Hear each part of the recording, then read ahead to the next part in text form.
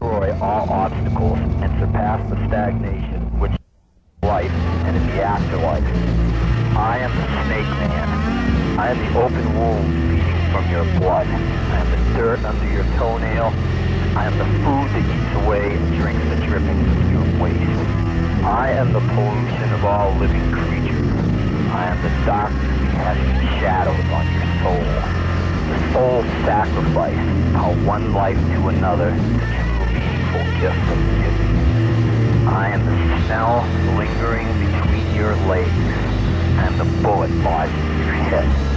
I am your veins of adrenaline rushing. I am the bread and water you consume. I am the tongue that ever explores. I am the disease of all mankind. I am the enemy. I am your sperm. I am the vehicle of great distance separating from the masses. I cease to exist in the ways of this world. Slaughtered and reincarnated, I'll come back through your bowels. I live in your unknown capacities. Fuck me cold. Fuck me fistfully. For lack of love will no harm do, but lack of sex can dry up your wall springs.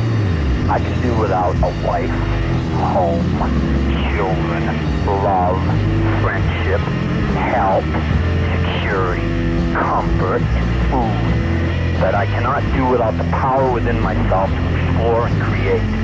I search for love through prostitutes and junkies. I will enter into you deep punctures never before indulged. What the world thinks of me makes no difference. The world's tears emotionalize my ecstatic smirk. I shall never fall prey to a half-distant journey, even through suffering, poverty, depression, and beyond. I shall never let myself backslide. We must violate all decent social conventions. Be faithful only to unfaithfulness and become intimate in violence, chaos, and destruction.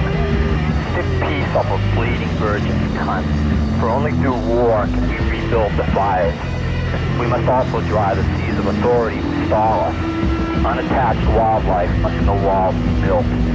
Laugh, hate, or worship me, it matters not.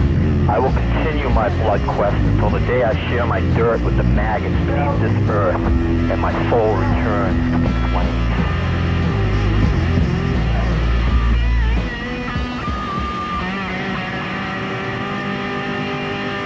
How's that? Is that it? Yep. Sounds great, man. I thought that was pretty good. Yeah, you had a lot of like feeling added to that one, you know? Yeah, rewind it. Rewind it. Rewind it. Look into my eyes. Look into my eyes. And hate me. Look into my eyes. Look into my eyes. And hate me. Look into my eyes. Look into my eyes. And hate me. Into my eyes. Look into my eyes. I'll leave you with my ex-husband. I'll be a sick. I'll fuck you up. Look into my eyes. Look into my eyes. It ain't me. Look into my eyes. Look into my eyes. It ain't me. Into my eyes. Into my eyes. It ain't me. It's me. Look into my eyes. Don't think you know who I am. I'm your dead friend. Come on into my life and welcome your end. Look into my eyes. Look into my eyes. And anything. Look into my eyes. Look into my eyes. And anything.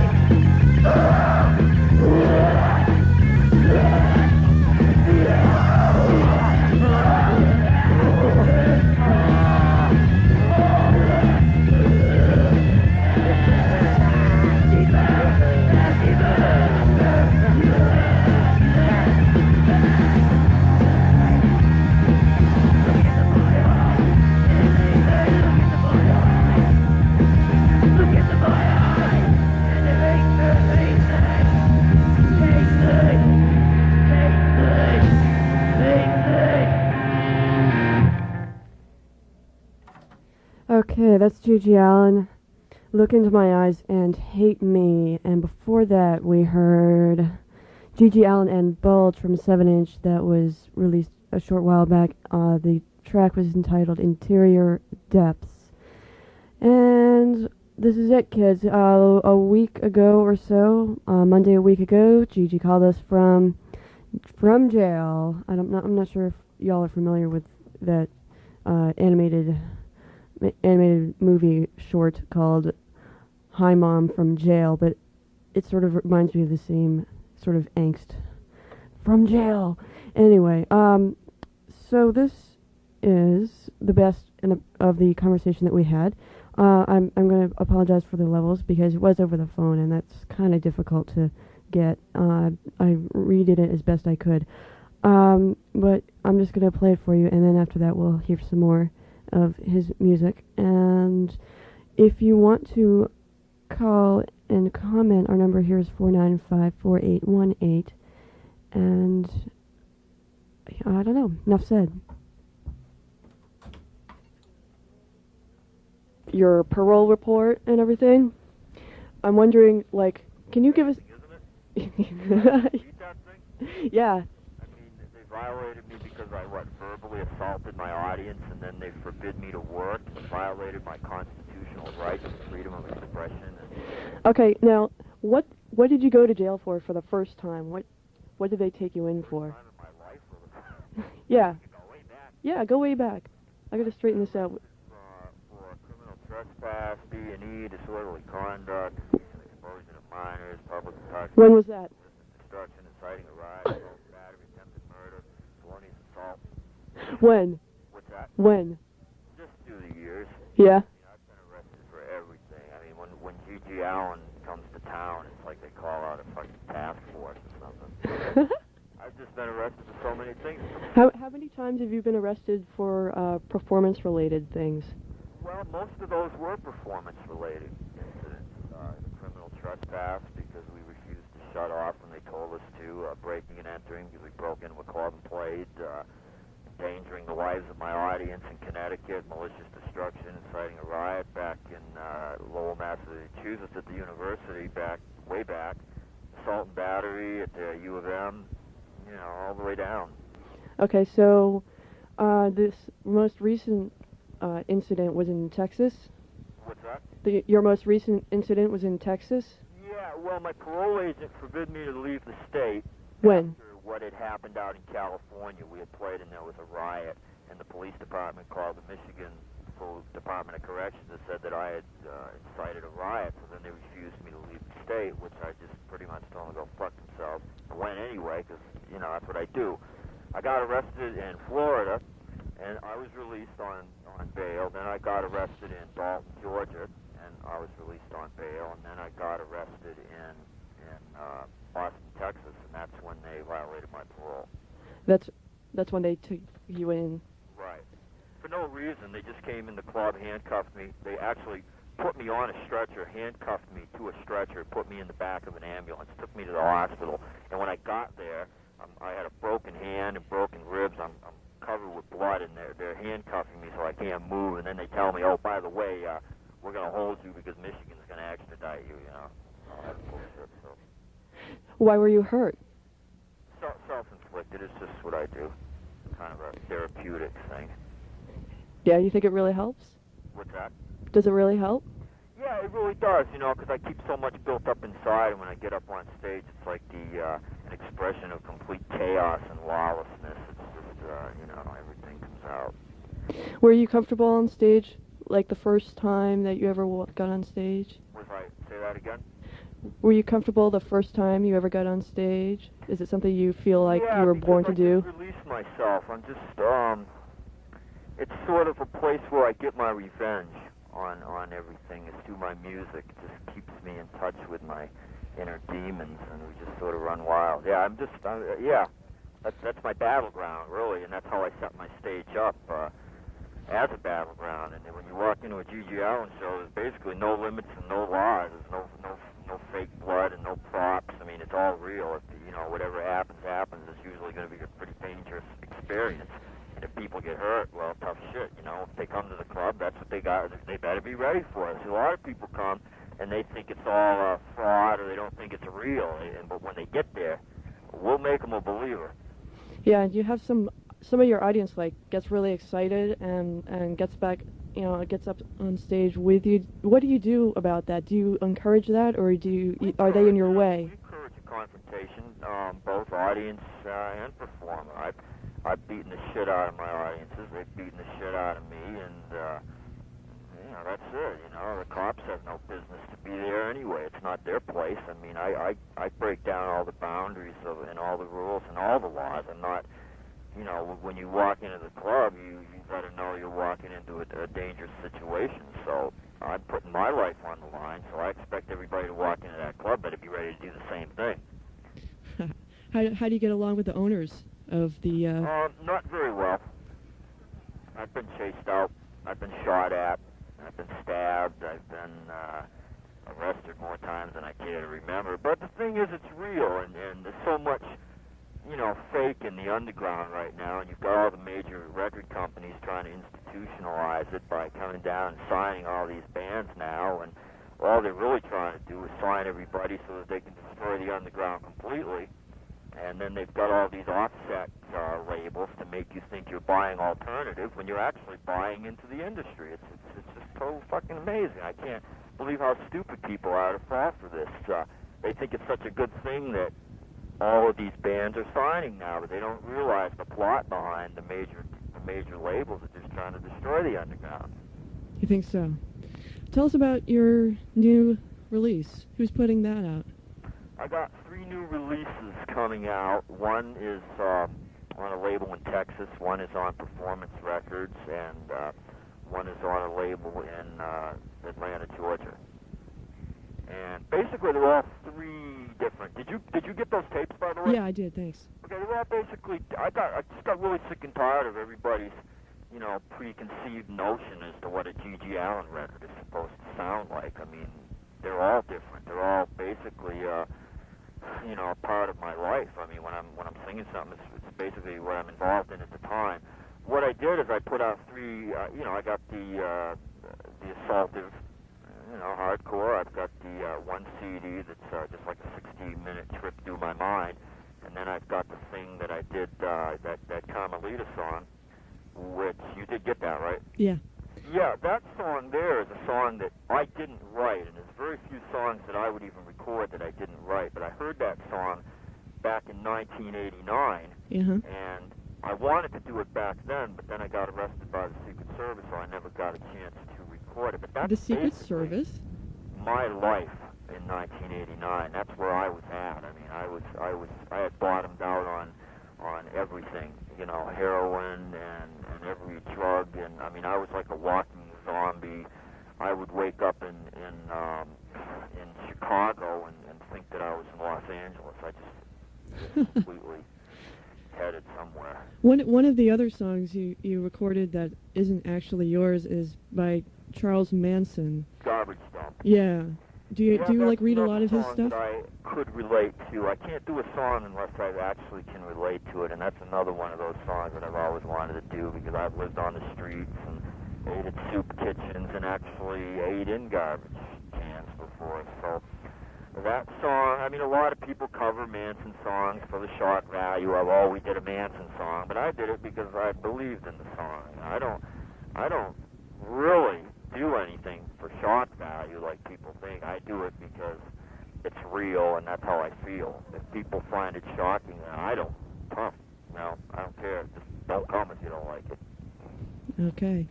When are these new releases going to be out in stores and whatnot? Say that again. When is the new CD going to be out for sale? Everything should be out by November at this point. November? I'm working out a deal now for my band, the Murder Junkies. See, I'm getting out of here in about 7 months, and then we're going to immediately go in the studio. They're still together out there. We're going to record. I got a couple of companies, interested, but those will be out in November. Okay. Anything else? I don't know. How you doing there? Okay, I mean, as far as being a prisoner, we don't have any rights. There's no rehabilitation, and it's just you it's either your way or their way. You know, Are you in a really crowded facility? very crowded. Well, actually, if you're familiar with Jackson State Prison, it's the biggest wall prison in the world. It's huge.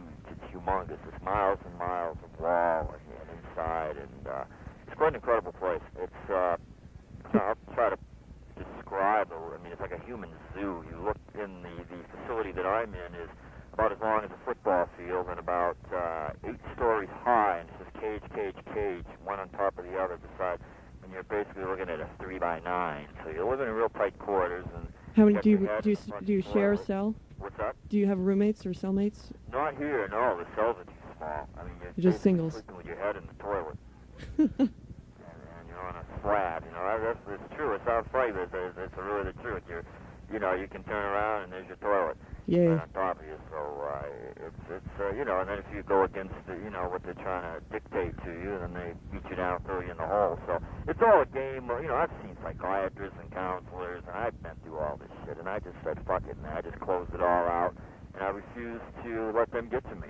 So I'm the same person that I've always been. Do they let you out? Like, They've do you never have been like able to break me down. activities and stuff, or do you The just only like sit activities I around? really do is I write a lot. Right now I'm involved with a fellow Bostonian called Joe Kaufman. We're working on my autobiography, Mm-hmm.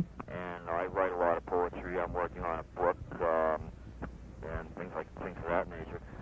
So I'm always busy. I'm always busy.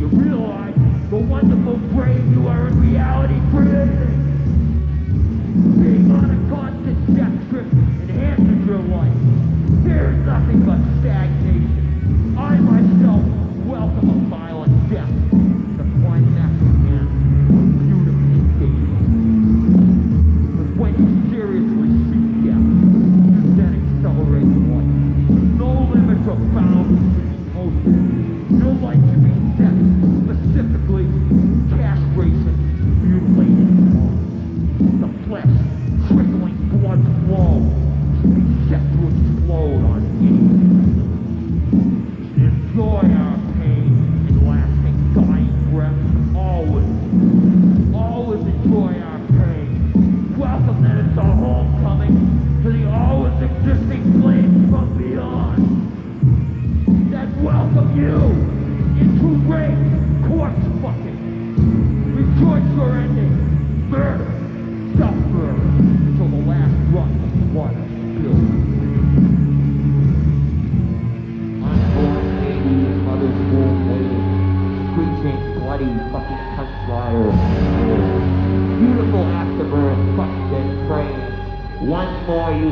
person to breathe my air.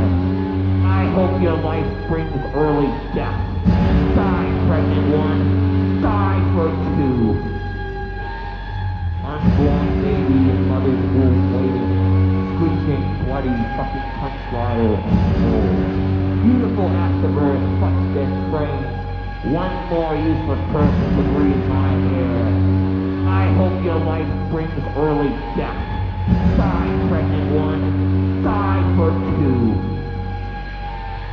Unborn baby in mother's womb waiting. Screeching, bloody, fucking punch rider and soul. Beautiful afterbirth, fuck this train. One more useless person to breathe my air. I hope your life brings early death. Die, pregnant one. Die, first two. Unborn baby in mother's womb waiting. Screeching, bloody, fucking punch rider and soul. Beautiful afterbirth, fuck this train. One more useless person to breathe my air. I hope your life brings early death. Die, pregnant one. Die, first two.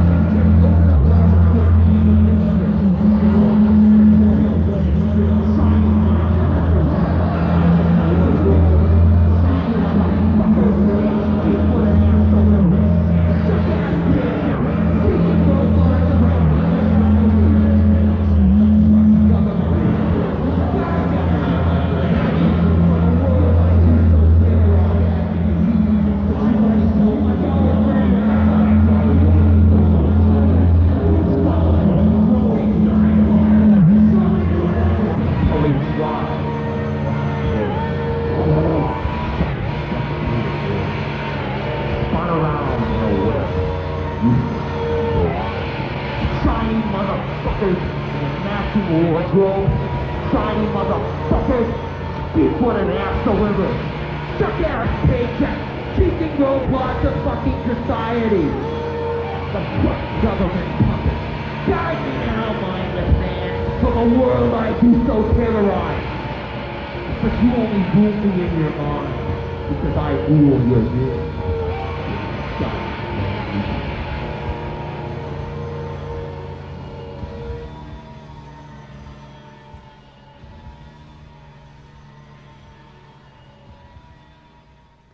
That's J.G. Allin with Shrink Wrap. That's more of the old track material. I'm trying to change the cassette. I've got he sent us a cassette of the new song that he just put out called Carmelita, and it will basically give you it's different. It's another side to the whole man, and it's called Carmelita, and I guess this is more of the tone of the new release that will be put out, or one of them anyway, that will be put out in the fall and in November. And so, brace yourself. Carmelita.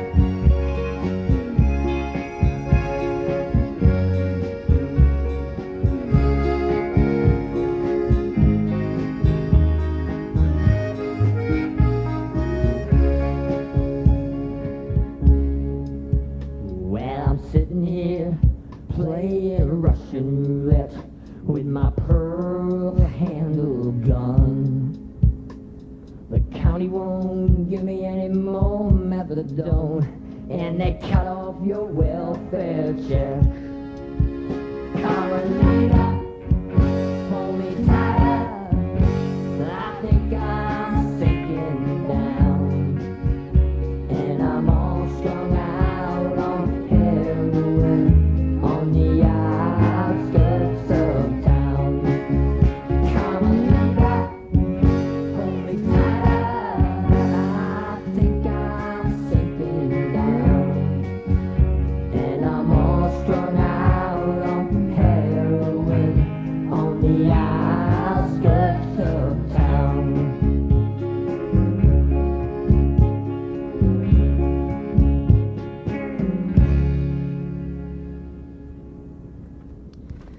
So that's it. There you have it. And 495-4818 is our telephone number here. Give me a call. Please, say what you think. Whether you hated it, whether you like it, whether you're never going to listen to our station again. I don't know.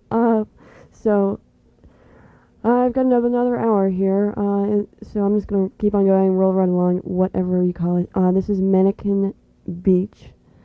And the name of the song is Ways and Means.